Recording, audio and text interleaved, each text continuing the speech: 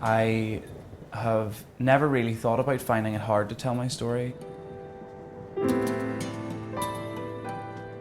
It was one of the things that I just thought about doing instantly, was letting people know that I'm 21 and I've got HIV.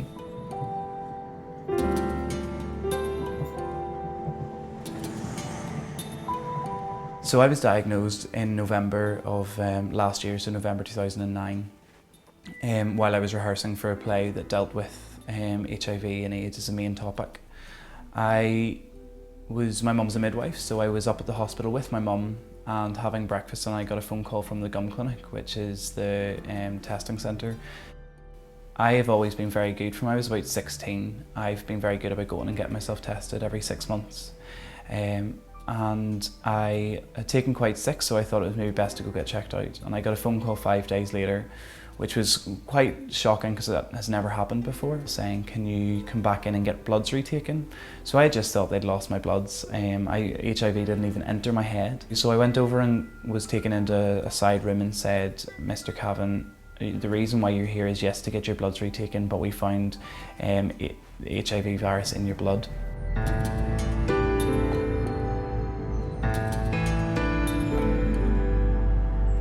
So I can't remember very much of the conversation, but what I remember feeling is instantly dirty, that I wanted to clean myself, that I didn't really see a way forward. I had to go and tell my family and my friends. I've got nieces and nephews that are only children, and how were they going to grow up knowing that their uncle was HIV positive?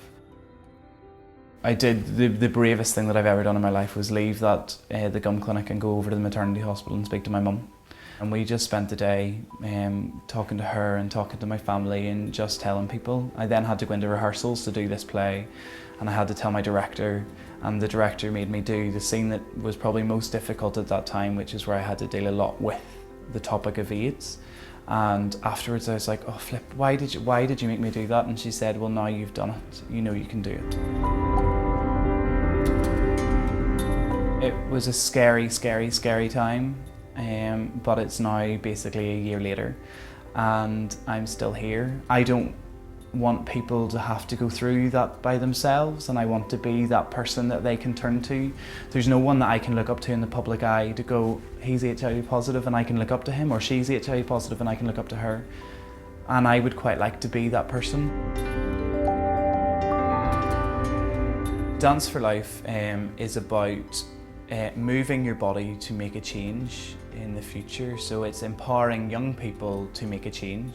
Because it's an international language, everyone understands music and everyone understands dance. And it's creating what we call agents of change. So it's people who are involved with Dance for Life wanting to make a difference. And by, I think it's 2014, they're wanting to have 1 million agents of change all over the world, which is a very exciting prospect, that there will be 1 million people out there wanting to make a difference.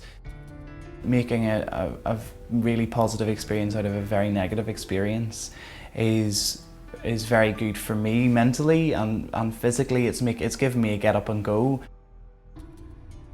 You're never alone. No matter what you're going through, there will always be someone else in the world that is going through what you're going through. Projects working all the time, Dance for Life, Restless Development, that are out there to help and support and make a change. There's people there for you.